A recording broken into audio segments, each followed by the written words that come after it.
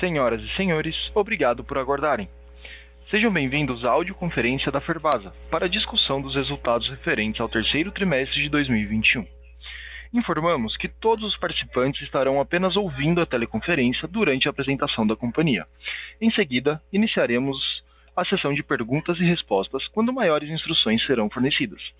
Caso algum dos senhores necessite de assistência durante a teleconferência, queiram, por favor, solicitar a ajuda de um operador, digitando *0.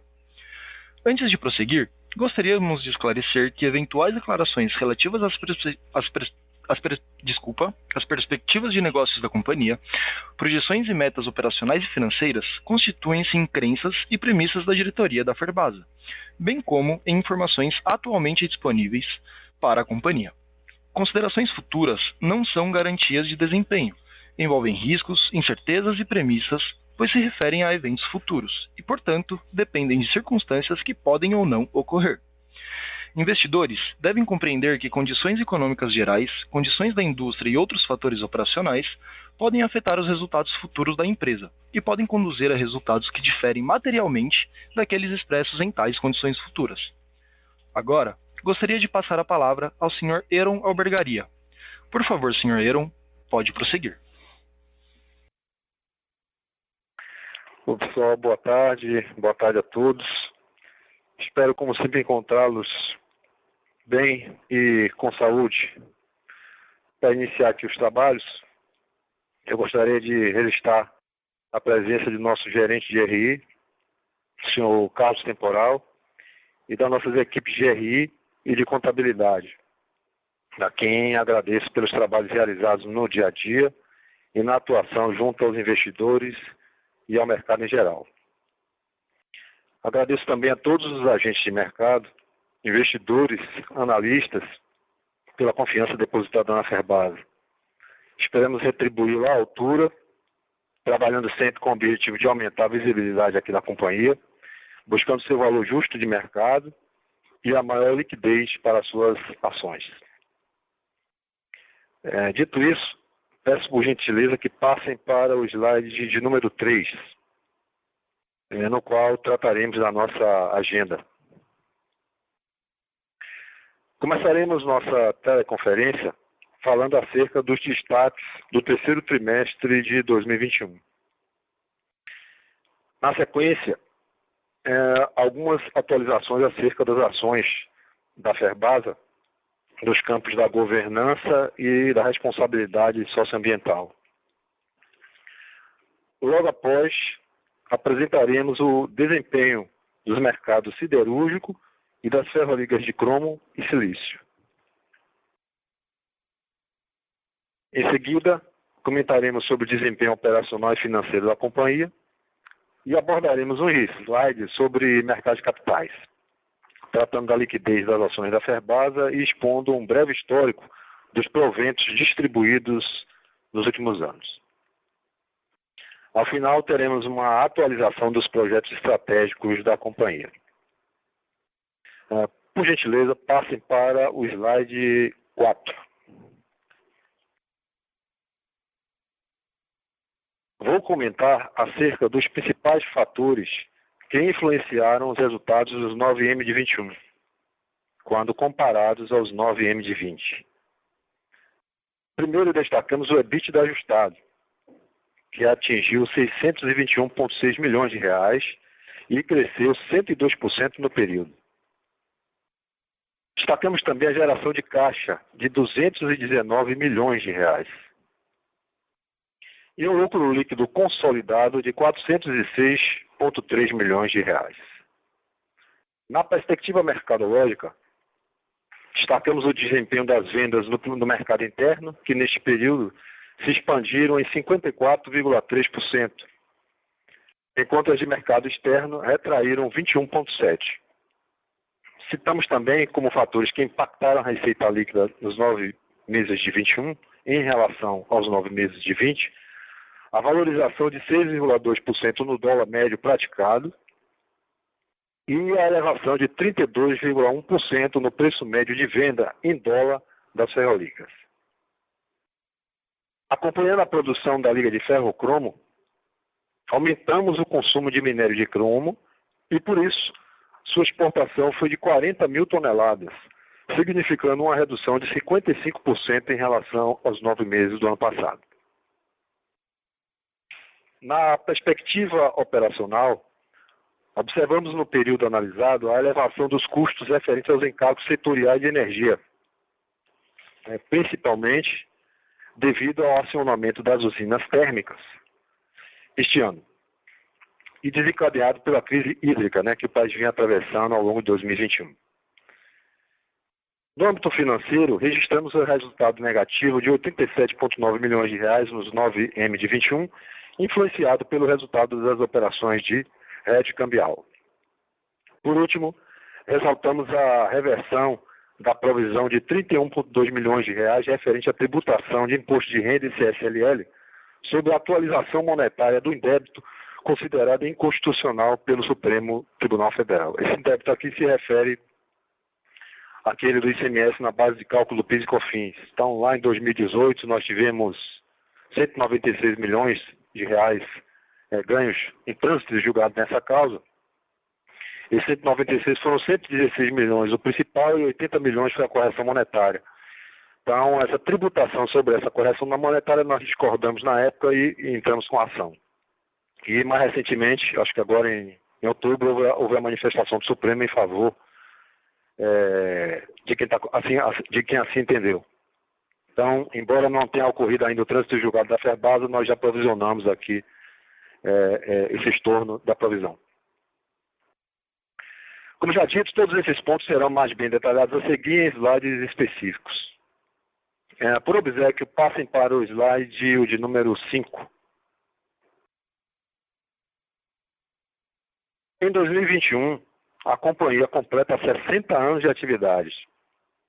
Um longo caminho marcado desde suas origens por importantes aspectos que progressivamente vêm contribuindo para a melhoria da governança corporativa e da responsabilidade socioambiental.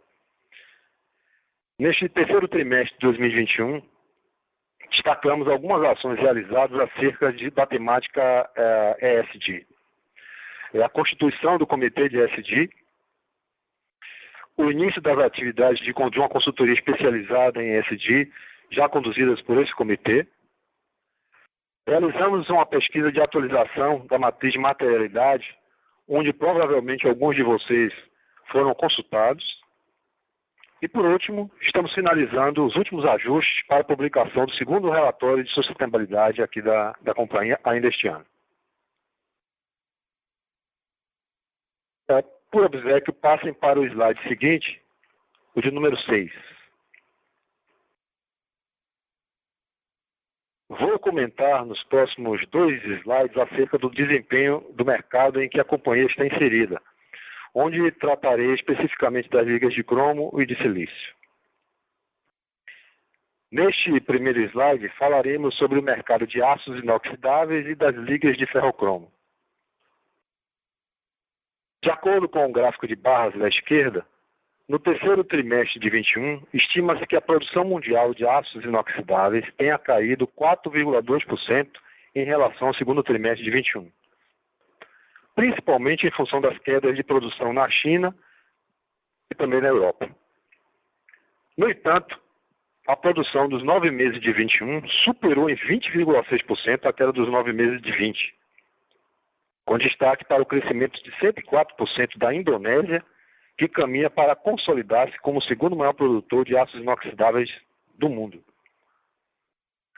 No caso do Brasil, a produção estimada de aços inoxidáveis dos 9M de 21 cresceu 20,2% em relação aos 9M de 2020.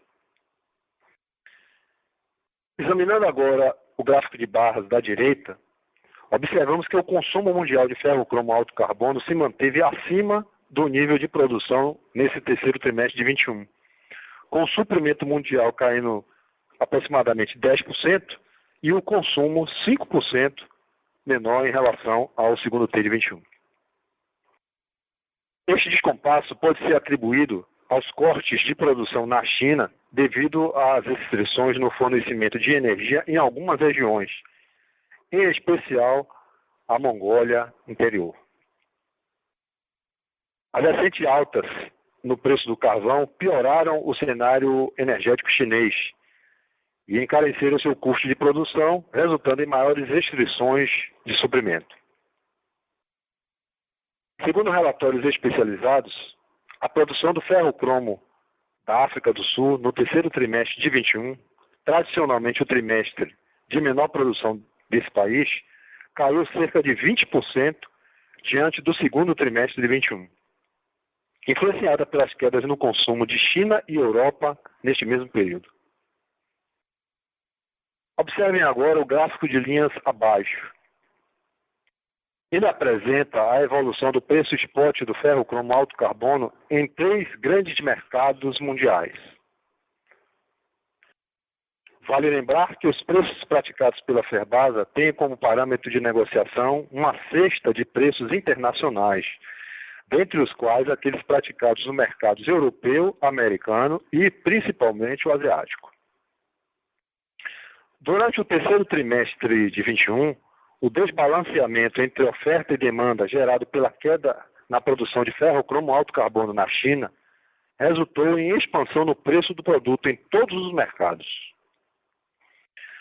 Conforme relatório especializado, para o quarto trimestre de 21, os preços do ferro-cromo tendem à estabilidade, especialmente com a possibilidade de retomada de parte da produção da China. Por gentileza, passem para o slide seguinte, o de número 7.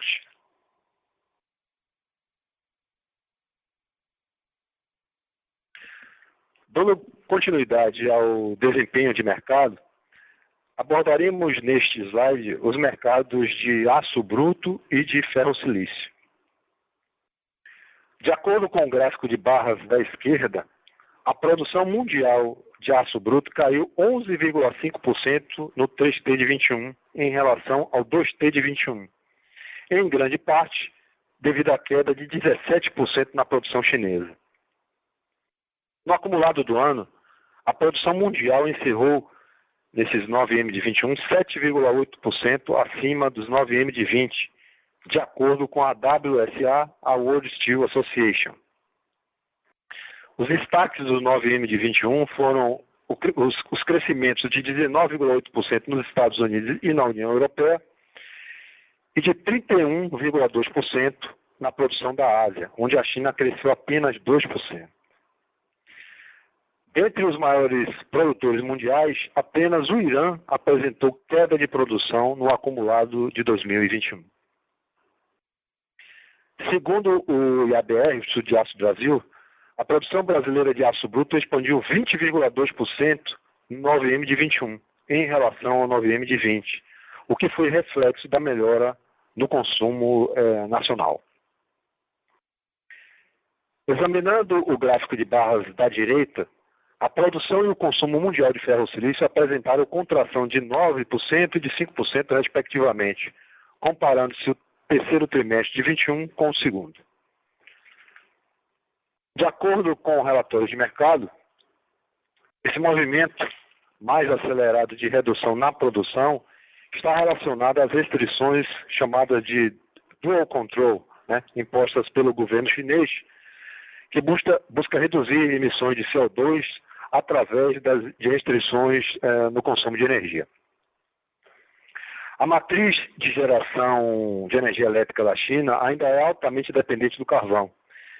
Em 2020, 64% de toda a energia gerada naquele país veio desta fonte, de acordo com o IEA, International Energy Agency. O gráfico de linhas abaixo apresenta a evolução dos preços spot do ferro-silício 75 na China, na Europa e nos Estados Unidos. Analisando o gráfico, percebemos que os preços realizados no 3T de 21 atingiram máximas históricas em todos os mercados. Este cenário é um reflexo da queda na produção na China, que superou o ritmo de queda do consumo mundial e impulsionou os preços do produto. Adicionalmente, a elevação do preço internacional do carvão impactou os custos do ferro-silício de duas formas nos principais países produtores, China, Rússia e Malásia, basicamente aumentando os custos com energia e com coque, né, que são duas das principais matérias-primas na produção da liga de silício. No 3T de 21, os preços do ferro-silício 75 foram impulsionados pela queda na produção chinesa, associada às restrições ambientais do governo daquele país e aos altos custos do carvão e da energia elétrica. Segundo notícias de mercado, para o quarto trimestre de 21, espera-se que a produção de ferro-silício da China volte a crescer à medida que o preço local do carvão comece a reduzir, aumentando a disponibilidade de energia e permitindo a redução das restrições impostas pelo governo chinês. Adicionalmente, cabe recordar que a China mantém 25% de imposto de exportação para as ligas de silício. No caso da Rússia, a Rússia reduziu de 15% para 5% seu imposto de exportação para o ferro-silício, mantendo o fixo valor de $150 por tonelada como mínimo aplicável. Já a Malásia segue tendo dificuldades relacionadas à pandemia e só deve retomar níveis mais elevados de produção no próximo ano. Por gentileza, passem para o slide seguinte, o de número 8.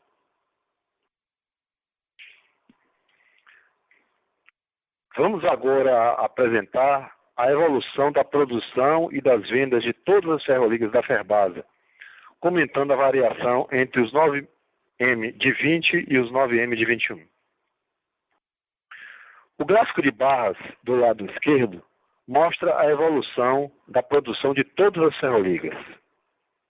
O crescimento de 2,6% da produção de ferroligas no 9M de 21, frente ao 9M de 20, ocorreu principalmente em virtude de 4,6% na produção de ferrocromo. Vale lembrar que uma parcela desta produção é consumida internamente, como insumo na produção de outras ferroligas. Alto carbono vai no sílico-cromo vai no baixo carbono. Outro destaque foi a produção de ferro-silício HP, que registrou um aumento de 42% entre o segundo T e o terceiro T de 2021. O gráfico de barras do lado direito apresenta a evolução nas vendas de todas as ferroligas. Nos 9 meses de 21, observamos a elevação de 9,4% no volume total de vendas frente ao 9M de 20. Destacamos a retomada das vendas para o mercado interno, que atingiu um crescimento de 54,3%, refletindo aí o bom momento do setor siderúrgico nacional e demonstrando a capacidade de adaptação aqui da companhia para reconduzir suas vendas entre o MI e o ME, de acordo com as condições de mercado. Adicionalmente, realizamos a exportação de 40 mil toneladas de minério de cromo nesses 9M de 21. Como já comentamos, volume 55% inferior ao realizado nos 9M de 20. Isso aconteceu porque o consumo interno de minério de cromo acompanhou, obviamente, a expansão da produção da liga de ferro-cromo. Por favor, passem para o slide seguinte, o de número 9. A respeito do complexo eólico BW Guiapar, apresentamos abaixo as variáveis que possuem maior influência sobre sua geração de energia. São elas: o clima, que se refere às condições climáticas da atmosfera quanto à qualidade dos ventos, que são os aspectos de velocidade e densidade do vento, sendo esse o fator determinante para o nível de geração de energia do parque. Em segundo lugar, a disponibilidade, que compreende a disponibilidade operacional de todos os equipamentos do complexo eólico, que no caso do aerogerador está relacionada ao tempo em que efetivamente ele opera gerando energia, que nós chamamos de disponibilidade por energia. E, em terceiro lugar, a performance, que faz referência ao desempenho dos aerogeradores e que compreende a relação entre a geração real e a geração esperada, em função de uma certa curva de potência teórica das turbinas. Por obséquio, passem para o slide seguinte, o de número 10. Nesse slide, vamos apresentar a evolução trimestral da produção de energia da BW Guirapá e o detalhamento dos fatores que influenciaram na geração de energia durante o terceiro trimestre de 2021. No primeiro gráfico, observem a evolução da produção de energia do complexo eólico BW Guirapá entre o primeiro trimestre de 2020 e esse terceiro trimestre de 2021. Apresentando sua geração em relação à garantia física de cada período. A garantia física diz respeito ao valor previsto, ao montante previsto no contrato de venda de energia para cada trimestre. No terceiro trimestre de 2021, a geração de energia eólica da BW Guirapá atingiu 85,5 MW médios, 5% abaixo da garantia física de 96,8 MW médios, contratada para o trimestre. Esse resultado foi influenciado principalmente pelas restrições de potência sistêmica impostas pela ONS. Ocorreram muitos incêndios na Bahia e, por prevenção, a ONS determina o desligamento das linhas de transmissão. No segundo gráfico, detalhamos os fatores que influenciaram a geração líquida de energia do parque eólico no terceiro trimestre de 2021, classificando-os como gerenciáveis e não gerenciáveis. A geração bruta é aquela que é estimada para a produção neste mesmo período. Os fatores não gerenciáveis, que são clima, as restrições sistêmicas e as perdas elétricas, foram determinantes para a performance observada nesse terceiro trimestre de 2021, registrando um impacto negativo de 23,7 MW médios na geração de energia. Merecem destaque as perdas elétricas internas e externas, referentes às perdas projetadas nos equipamentos e no sistema de transmissão, as quais suprimiram, da geração bruta total, um total de 6,4 MW médio, e os fatores climáticos que comprometeram 3,9 MW médios em relação à estimativa para o período, devido à velocidade média do vento, realizada a ter registrado 10 metros por segundo, valor abaixo dos 10,3 metros por segundo necessários à geração elétrica bruta que era esperada. No terceiro T de 21, houve restrições sistêmicas impostas pela ONS para gerenciamento em tempo real do Sistema Interligado Nacional, que impactou a geração do parque neste período.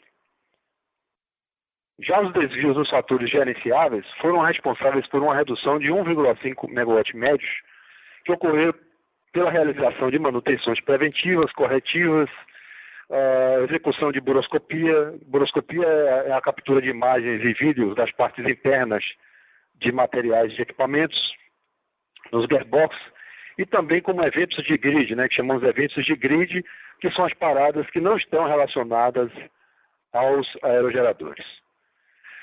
Por favor, passem agora para o slide seguinte, o de número 11.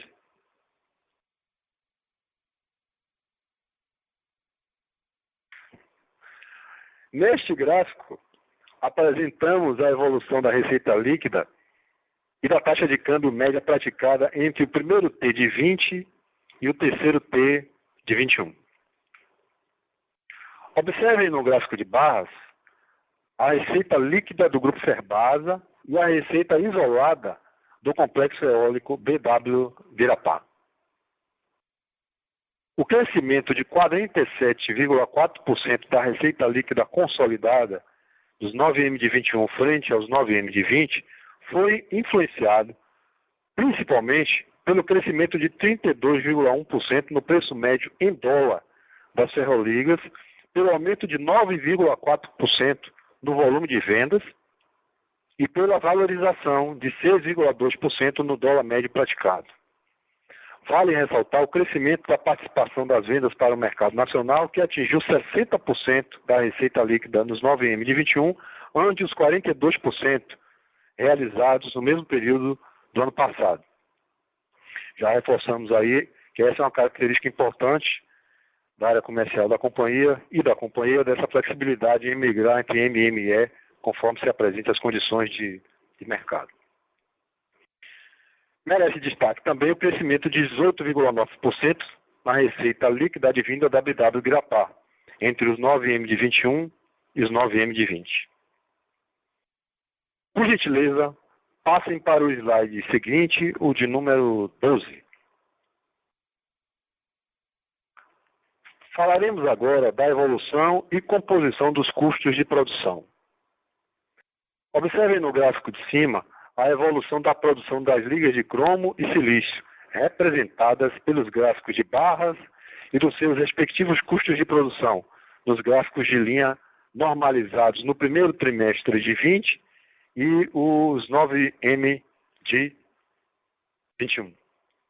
Na parte inferior, apresentamos a composição dos custos de produção dos 9 meses de 21, para ferro cromo alto carbono e para ferro silício 75, que representaram as maiores participações na produção da metalurgia.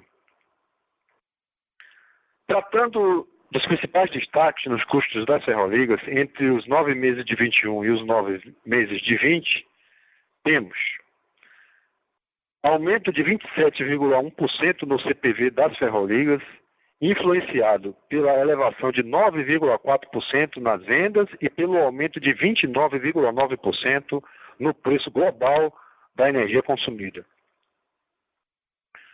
O surto inflacionário, que assola o país e que tem se refletido em aumento de custo em diversos insumos de produção. Além dos efeitos supracitados, no que diz respeito às ligas nós temos o seguinte: no ferro cromo alto carbono, aumento nos custos de aquisição do coque e também uma mudança de mix de minério de cromo que afetou a produtividade metalúrgica. Ferro cromo baixo carbono, queda no custo de aquisição do eletrodo de grafite e aumento nos custos de produção do ferro sílico cromo. Ferro silício 75, mudança do mix de produção das ligas de silício em favor das ligas refinadas e de alta pureza, as quais exigem aí matérias-primas de melhor qualidade. Por favor, passem para o slide seguinte, o de número 13, onde falaremos do desempenho financeiro.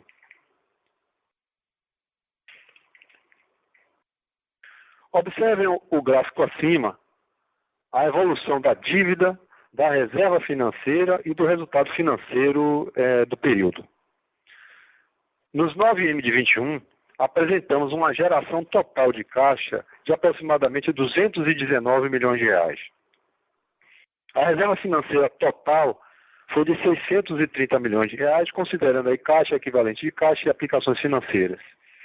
E a dívida consolidada de 417 milhões de reais, fazendo um caixa líquido de 213 milhões de reais no final de setembro.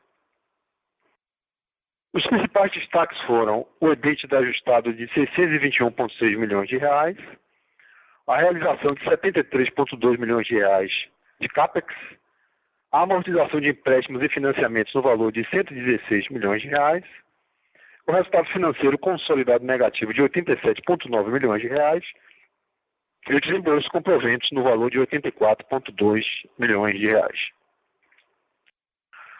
Por gentileza, passem para o slide seguinte, o de número 14.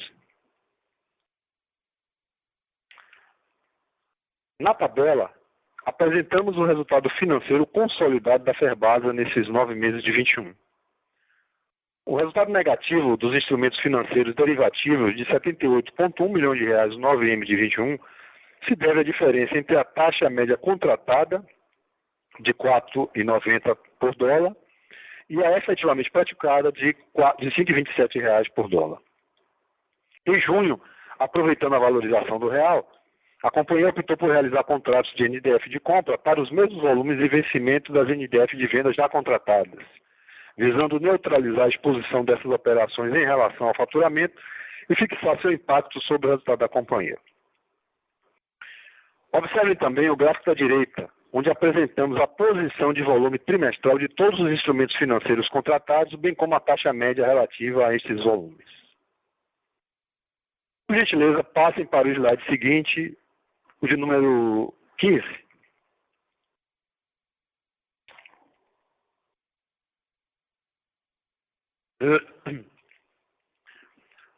Neste slide, falaremos sobre lucro líquido, EBITDA e margem EBITDA, apresentando sua evolução entre os 9M de 20 e os 9M de 21.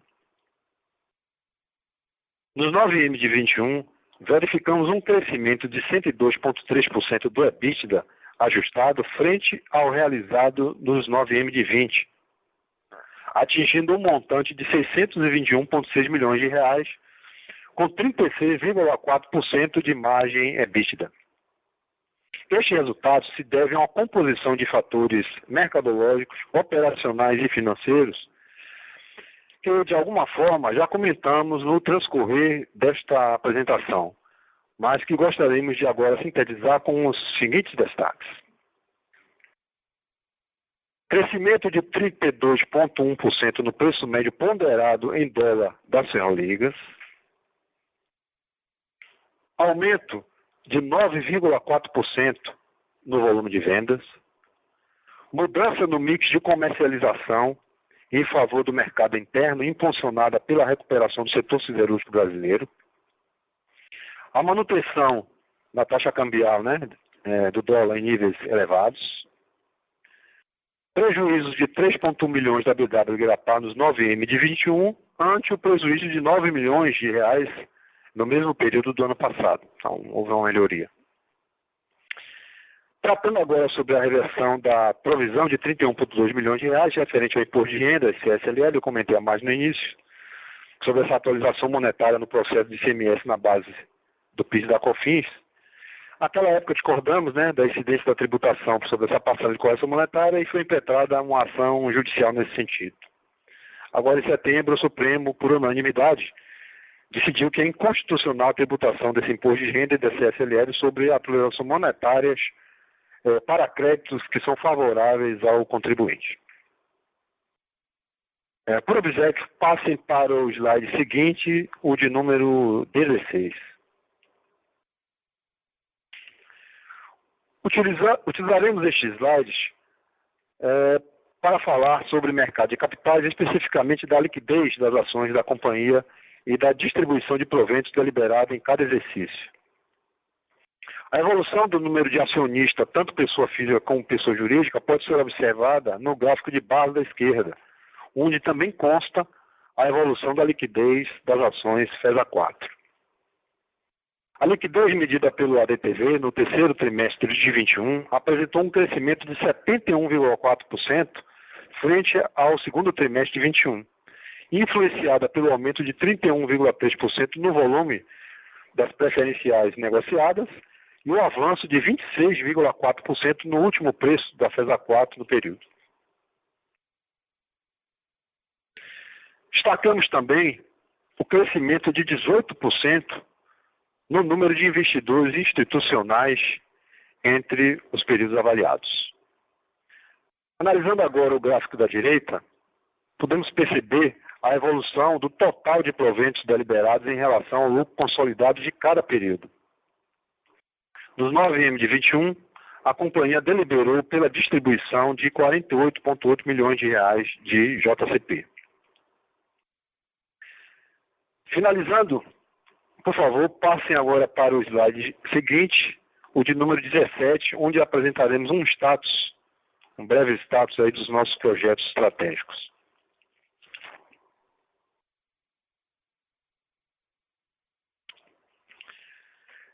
Primeiramente, sobre o RadLamp, destacamos o início do processamento da banca de rejeitos em 2020, em linha com o nosso planejamento estratégico. Nesses 9M de 21, produzimos 32,4 mil toneladas de minério das bancas de rejeito. Esse volume superou em 84% a produção do ano passado, neste mesmo período. Sobre a Cash Machine, a produção de ferro-silício HP atingiu 27,4 mil toneladas no 9M de 21, o que representou uma expansão de 2,7% diante do volume dos 9M de 20. Com relação ao coque, Em 2021, mantivemos a parceria com a empresa colombiana para fornecimento de material com qualidade metalúrgica. E conforme já foi divulgado pela Ferbasa, a companhia assinou em fevereiro de 2021 um contrato de compra e venda de energia no volume de 80 MW médios com a STT Energia S.A., pelo prazo de 20 anos e com início de fornecimento em 2024, reforçando sua estratégia de garantia do suprimento de energia no longo prazo e busca constante pela competitividade de seus produtos. Bom, pessoal, neste instante nós finalizamos a nossa apresentação e nos colocamos à disposição de todos para a nossa sessão de perguntas e respostas. Obrigado. Obrigado. Iniciaremos agora a sessão de perguntas e respostas para analistas e investidores. Para fazer uma pergunta, por favor, digitem *1. E para remover a pergunta da fila, digitem *2. Por favor, aguardem. Lembrando que para fazer perguntas, basta digitar *1. E para remover a pergunta da fila, digitem *2. Para que uma ótima qualidade de áudio seja oferecida, pedimos que retirem o telefone do gancho ao efetuarem as suas perguntas. Por favor, aguardem.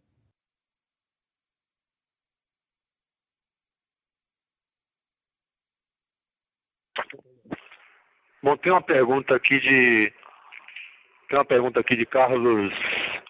Carlos Herrera sobre tendência de preço de commodities, para o ano que vem. Ô Carlos, eu diria que o que está ditando aí esse movimento de mercado é o comportamento da produção chinesa, como a gente comentou ao longo da exposição. Então, o que nós colhemos dos informes é de que, tanto por questões de custo do carvão, como por questões de controle de emissão de CO2, as restrições na China restringiram, as restrições do fornecimento de energia restringiram o uso eletrointensivo, a produção de eletrointensivos, e isso impactou a oferta das ferrolíquidas, a produção de ferrolíquidas. Então, na medida que o custo do carvão ceder ou que o chinês alterar por motivo a estratégia dele, a gente tem uma alteração nessa tendência. Enfim, o que está ditando o fio é as decisões de produção da China. Obrigado.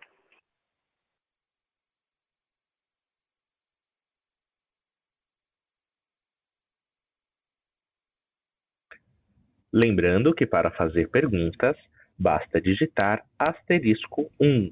E para remover a pergunta da fila, digitem *2.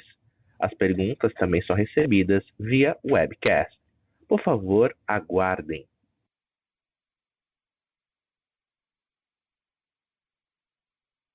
Bom, tem uma pergunta aqui de Daniel Moreira e de John Wine a respeito se a companhia, basicamente as duas perguntas se referem ao mesmo ponto, tem no seu planejamento de investimento algum investimento adicional a respeito de autogeração de energia, de forma a reduzir a dependência da CHESS e evitar a interrupção diária. Eu diria que o assunto energia é um assunto diário na companhia. Diário. E, evidentemente, soluções para a questão energética elas estão em curso. Não vou especificar se autogeração ou outro tipo de solução, mas pensar no suprimento de energia, na otimização do suprimento de energia para o futuro da companhia está sempre na mesa diariamente. Assim que tivermos uma solução, uma alternativa ou uma adicional, um informe adicional aqui, a gente vem e comunica. O último que nós tivemos foi a compra da energia da S lá no início do ano, que a gente acabou de comentar. Tá bom? Obrigado a vocês.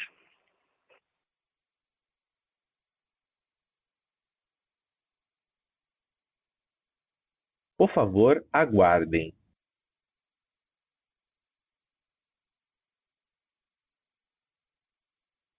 Por favor, aguardem. Tem uma questão aqui sobre Walter Bianchi Filho, sobre mais informações em relação à nossa prática de hedge cambial. Nós revisamos nossa política, Walter, logo no início da pandemia, começamos o processo de revisão. A pandemia ela trouxe muita alteração nas referências de mercado que impactam a política de hedge. e foi revista no sentido de reduzir o prazo, né? As operações hoje no máximo podem ter 1 ano. Nós removemos também um componente de reprodução automática que a gente tinha de todo mês fazer a operação, não temos mais isso, e aumentamos assim de maneira contundente o prêmio que existe hoje para você fazer essas operações. Então, se quiser mais detalhe, entra com o pessoal de RI, a gente faz uma apresentação mais detalhada. Obrigado.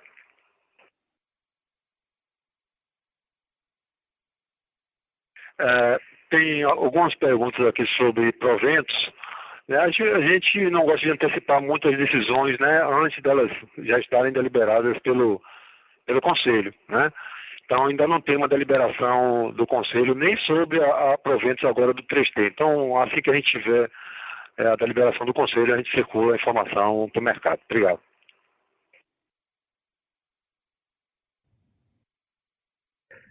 Seguimos com uma pergunta por telefone de Werner Roger, da Trígono Capital. Pode prosseguir. Boa tarde, parabéns aí pelo resultado. Me consta foi o melhor trimestre da história da companhia. Eu tenho 2 questões, uma relacionada a mercado, né, e outra questão de custo. Sobre o mercado, especificamente o silício, está tendo um congresso, uma conferência mundial em Praga, 3 dias, e foi comentado que a China, por muitos anos, supriu o mercado mundial com ferro-ligas com preço muito baixo. Mas que essa condição tinha se encerrado e que o mercado terá que aprender agora com um novo patamar de preços. No entanto, como o custo das ligas no aço ele é pequeno, isso não teria um grande impacto no custo de produção. Então, a minha questão é, bom, a China saindo do mercado exportador, ou mesmo eventualmente tendo que comprar, de onde virá as ferro-ligas, especialmente o silício, já que a Europa e Estados Unidos eles têm problemas maiores com a questão da descarbonização, eles são mais restritivos, energia também, coque, e não existe muita oferta do produto. Então, de onde eventualmente poderá vir esse silício, né, com a China fora do mercado? E também sobre o cromo, né, que segue o mesma questão de descarbonização, coque, carvão, energia, etc.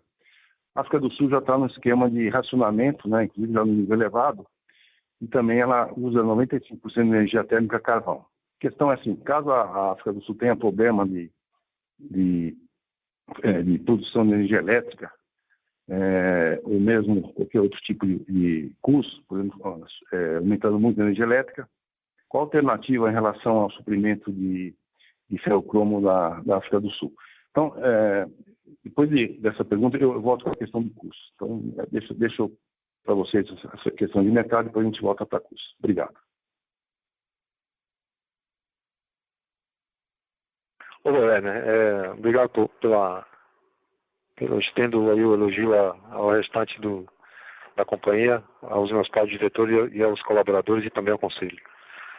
Com relação à questão da mudança de patamar e a necessidade de maiores produtores mundiais de ferro-silício, ocorrendo e se efetivando aí a redução da produção chinesa, me parece que quem realmente entra no jogo é quem conseguir resolver a equação energética, né? A gente costuma dizer que o ferro-silício é energia encapsulada, né?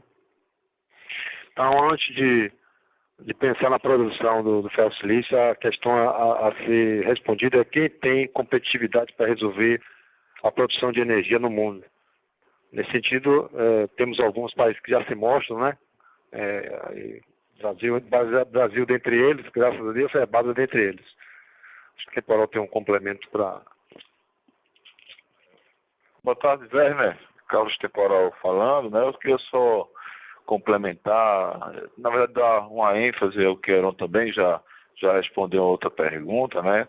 Que essa questão né, você tem a China hoje com matriz energética mais que 80% hoje térmica, com o uso de carvão mineral, então esse elemento, né, com o aumento de preço, fez com que as sanções relacionadas a oferta de energia na China ficassem severas nas últimas semanas, inclusive.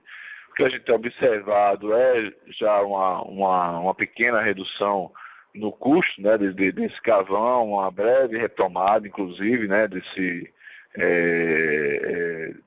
de algumas ferroligas em função de um pequeno aumento de oferta também de energia, mas também tem um outro elemento, né, que é a questão ambiental, que o governo ele vem dando maior atenção, até ele chama, né, de double control, né, que é exatamente a questão da energia com as questões ambientais, que vem intensificando essas restrições. Então, como ela comentou, acho que quem chegar primeiro para resolver essa equação da questão energética, né, principalmente, né, mas também com as questões ambientais, é que vai sair na frente aí, e aí pensando não só para os produtores de ferroligas, né, mas também com as próprias siderúrgicas.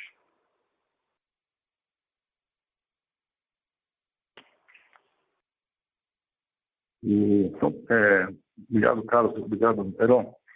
Prosseguindo, né, na questão de custos, né, aqui nos últimos slides, esse comentário da banca de rejeitos, né, já está num ritmo razoável.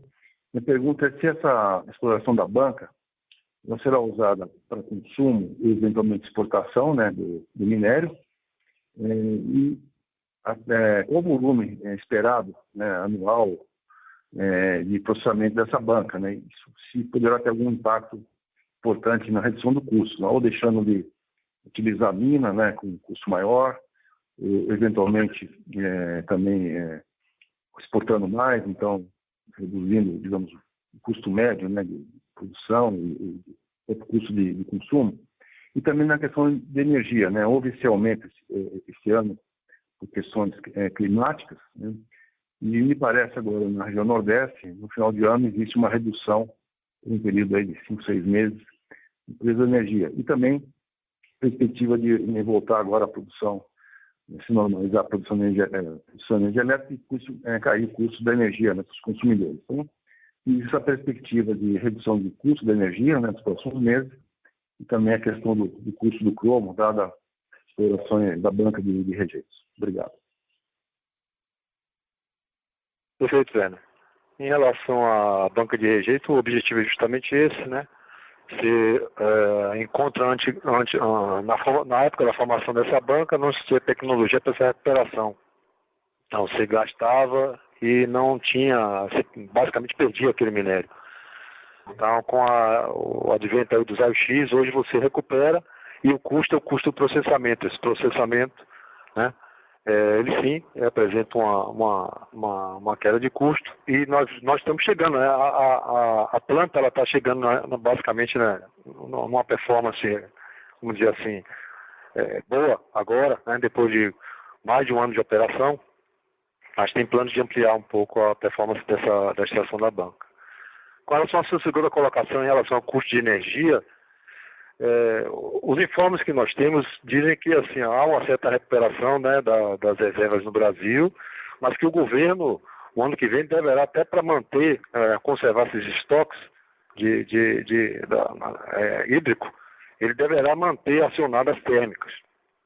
Então, nós não esperamos redução muito drástica no custo de energia nos próximos meses, não. Tá bom? Obrigado. Só, desculpa fazer aqui o uso da palavra ainda, questão de mercado, né? No slide número 6, né, é exibido lá diferença de preços dos diferentes mercados e que a China serve como base na migração da Ferbasa principal. Dado esse diferencial tão grande, né, entre esses mercados, por que a Ferbasa, quer dizer, em vez de direcionar sua produção mais aqui para preço chinês, não exporta, né, mais para a Europa e Estados Unidos, já que o diferencial de preço é muito grande, né, e agora a perspectiva até de piorar, né, os custos europeus e americanos por questões energéticas e também restrições ambientais. É uma curiosidade, né, por que adotar o preço chinês se os principais, pelo menos no Ocidente, né, que é Estados Unidos e Europa, inclusive mais próximo da Ferbasa para a questão de exportação. Então, mais uma curiosidade aqui, entender um pouquinho essa questão de formação de preço.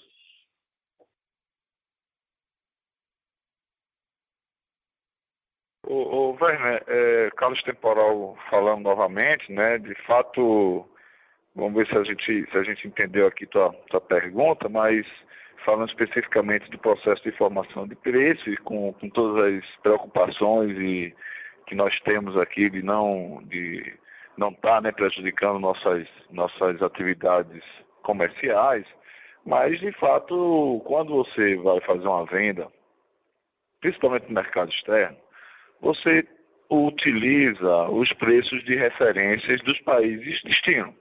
Então, se você vai vender para a China, você obviamente vai ter que buscar trabalhar com os preços que estão sendo praticados na China. A mesma coisa para a Europa e para os Estados Unidos.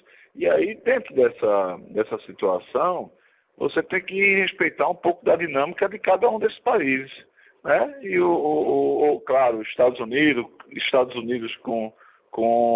entendendo o que está acontecendo no setor siderúrgico, assim como na Europa, e na China, que aí eu acho que na nossa opinião, é o principal drive de mercado, entenderem como que toda essas questões relacionadas à energia, as questões ambientais, têm afetado os preços, né, spot principalmente, né, que é o nossa referência hoje, né, para exportação. Mas temos que respeitar, como falei, a dinâmica para cada país.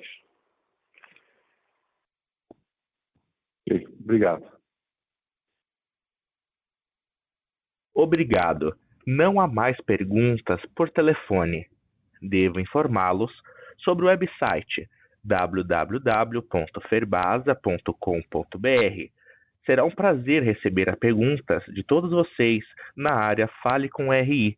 Passo agora para as considerações finais. Pessoal, gostaríamos de agradecer, né, novamente a todos pela participação e dizer que nosso trabalho tem sido fortalecido pela confiança do Conselho de Administração da companhia, de meus pares, os demais integrantes da diretoria executiva, conjuntamente com os nossos acionistas, clientes, fornecedores, agentes e analistas de mercado.